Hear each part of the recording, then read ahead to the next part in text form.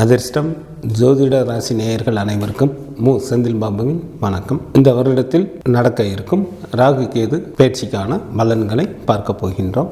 April மாதம் 26ஆம் தேதி சனிக்கிழமை மாலை 4:20 ராகு பகவான் பூரட்டாதி நட்சத்திரம் 4ஆம் பாதம் மீன ராசியில் இருந்து பூரட்டாதி நட்சத்திரம் 3ஆம் பாதம் கும்ப ராசியில் பிரவேசிக்கிறார். ஏப்ரல் மாதம் 26ஆம் தேதி சனிக்கிழமை மாலை 4:20 கேது பகவான் உத்திரன் நட்சத்திரம் 2ஆம் பாதம் கன்னிராசியில் இருந்து உத்திரன் நட்சத்திரம் 1ஆம் பாதம் சிம்ம ராசியில் பிரவேசிக்கிறார். ராகு மற்றும் கேது பகவானின் பயிற்சியினால் 12 ராசிகளில் பிறந்தவர்களுக்கும் என்ன பலன்கள் கிடைக்கப் போகின்றது, பரிகாரம் என்ன செய்யலாம் என நாம் பார்க்கலாம். சுக்கிரனை ராசி அதிபதியாக கொண்ட துலாம் ராசி என்பர்களே, ராகு பகவான் தங்களது ராசிக்கு பூர்வ புண்ணிய ஸ்தானமான 5ஆம் இடத்திற்கும் கேது பகவான் தங்களது ராசிக்கு லாபஸ்தானமான 11ஆம் இடத்திற்கும் வருவதால் தங்களது மனதில் நல்ல மாற்றங்களை உண்டு பண்ணுவார்கள். தங்களுக்கு இது நாள் வரை இருந்து வந்த பதற்றங்கள் குறையும், வருமானம் நன்றாக இருக்கும், குடும்பம் செழிப்பு அடையும், அதிர்ஷ்ட வாய்ப்புகளும் ஏற்படும், குடும்பத்தில் உற்சாகம் அதிகரித்து காணப்படும், வியாபாரத்தில் எதிர்பார்த்த லாபமும் கிடைக்கப் பெறுவீர்கள். துலாம் ராசி அன்பர்களுக்கு கற்பனை வளம் அதிகரிக்கும். தங்களது நெடுநாள் திட்டங்கள் நிறைவேறுவதற்கு ஏற்ற காலமாக தற்சமயம் உள்ளது. எதிர்பாராத வகையில் தங்களுக்கு உதவிகள் கிடைக்கும். மற்றவர்கள் விஷயங்களில் தலையிட வேண்டாம். இல்லையெனில் சொன்ன சொல்லை காப்பாற்றுவதற்காக தாங்கள் சில தியாகங்களை செய்ய வேண்டி வரும். தாங்கள் முயற்சி செய்யும் அனைத்து காரியங்களிலும் எளிதில் வெற்றி பெறுவீர்கள். கொடுக்கல் வாங்கலில் சற்று கவனத்துடன் இருத்தல் வேண்டும். நிலபுலன்களின் சேர்க்கை உண்டாகும். பூர்வீக சொத்தில் இருந்த பிரச்சனைகள் தீரும். பல தான தர்மங்களை செய்து கொண்டு மனைவி மக்களுடன் இன்பகரமான வாழ்க்கையினை வாழ்வீர்கள். மற்றவர்கள் பாராட்டும் அளவிற்கு தங்களது செயல்பாடுகள் இருக்கும். சமுதாயத்தில் நல்ல மதிப்பும் மரியாதையும் கிடைக்கப் பெறுவீர்கள். உத்தியோகத்தில் உள்ளவர்கள் தங்களது பணிகளை சிறப்பாக செய்து வருவீர்கள். தாங்கள் எதிர்பார்த்த இடமாற்றத்துடன் கூடிய பதவி உயர்வும் ஊதிய உயர்வும் கிடைக்கும்.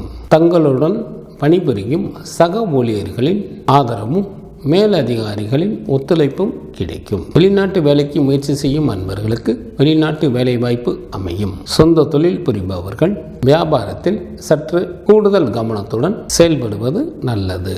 தங்களது தொழில் மற்றும் வியாபாரத்தை மேம்படுத்துவதற்கு ஏற்ற காலமாக தற்சமயம் உள்ளது. இதனை தாங்கள் நல்ல முறையில் பயன்படுத்திக் கொள்ளுங்கள். இந்த ராகு கேது பயிற்சியானது தங்களது நிலையினை நன்கு உயர்த்தும். சமுதாயத்தில் நல்ல புகழையும் மதிப்பையும் மரியாதையையும் பெற்று தரும். தங்களது ராசிக்கு 5ஆம் இடத்தில் ராகு பகவானும் ராசிக்கு 11ஆம் இடத்தில் கேது பகவானும் சஞ்சரிப்பதால் தங்களது ராசி அதிபதியான சுக்கிரனை வழிபட்டு எந்த ஒரு செயலையும் மேற்கொள்ளுங்கள். எந்த தடைகளும் ஏற்படுத்தாமல் பார்த்து கொள்வார். ராகு காலத்தில் பத்ரகாளி அல்லது துர்க்கை அம்மனுக்கு எலுமிச்சம்பழத்தில் விளக்கேற்றி அம்மனையும் காலபைரவரையும் வழிபாடு செய்வது நல்லது. ஞாயிற்றுக்கிழமைகளில் உளுந்து சாதம் அல்லது சித்திரான்னம் போன்றவைகளை ஏழைகளுக்கு தானம் செய்வதன் மூலமாக தங்களது வினைகளை அகற்ற இயலும். சிவ பஞ்சாட்சர மந்திரத்தை கூறி வருவதால் தங்களது வாழ்க்கைக்கு தேவையான வளத்தை பெற இயலும். நெல் கிரகங்களான ராகுவும் கேதுவும் ஒவ்வொரு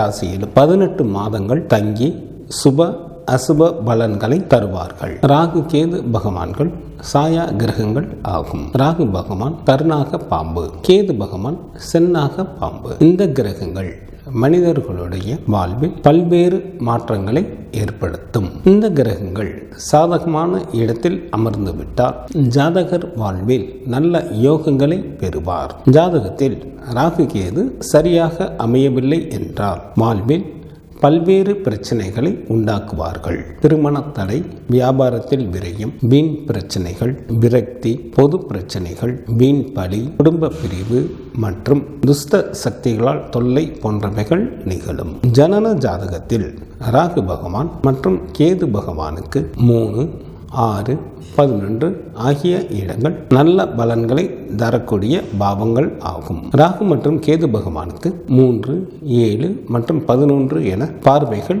விசேஷமானது.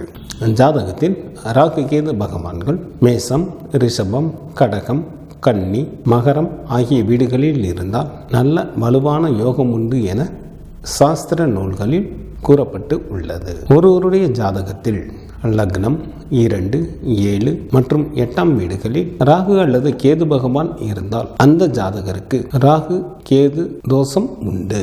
இந்த அமைப்பில் எந்த ஒரு ஜாதகர் பிறந்து உள்ளாரோ அதே போன்ற அமைப்பினை கொண்ட ஜாதகத்தை வரனாக அமைத்தால் மிகவும் நல்லது.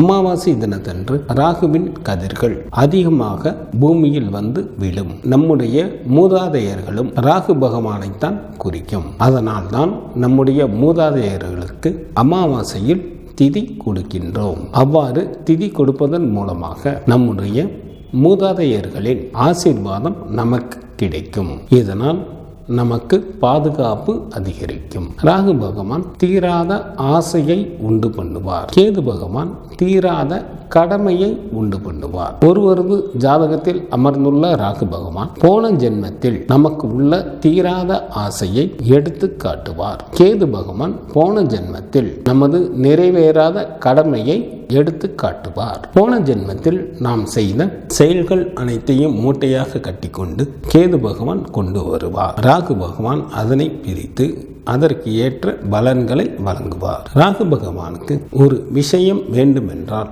அடுத்தவர்களின் மூலமாகத்தான் அந்த வேலையை நிறைவேற்றிக் கொள்வார். நமது ஜாதகத்தில் லக்னத்தில் இருந்து ராகு பகவான் எந்த பாவத்தில் இருக்கின்றாரோ அந்த கிரக பாவக காரகத்துவங்கள் எவ்வளவு கொடுத்தாலும் ஜாதகருக்கு பற்று தீராது. நமது ஜாதகத்தில் லக்னத்தில் இருந்து கேது பகவான் எந்த பாவத்தில் இருக்கின்றாரோ அந்த கிரக பாவக காரக தத்துவ விஷயங்கள் ஜாதகருக்கு பற்று இல்லாமல் கடமைக்கே செய்வார். இந்த ராகு கேது பெயர்ச்சியில் எந்த பாவத்தில் ராகு மற்றும் கேது பகவான் உள்ளதோ அதற்கு ஏற்ப பரிகாரம் செய்யலாம். பொதுவான பரிகாரமாக திங்கட்கிழமை சிவன் கோயிலுக்கு சென்று வழிபாடு செய்வது மிகவும் நல்லது. ஜாதகத்தில் ராகு கேதுக்கள் உள்ள நட்சத்திரத்தின் அதிதேவதைக்கு அர்ச்சனை செய்யலாம். பாம்பின் மேல் பள்ளி கொண்டிருக்கும் பெருமாள் கோவிலுக்கு சென்று வழிபாடு செய்வதும் நல்லது.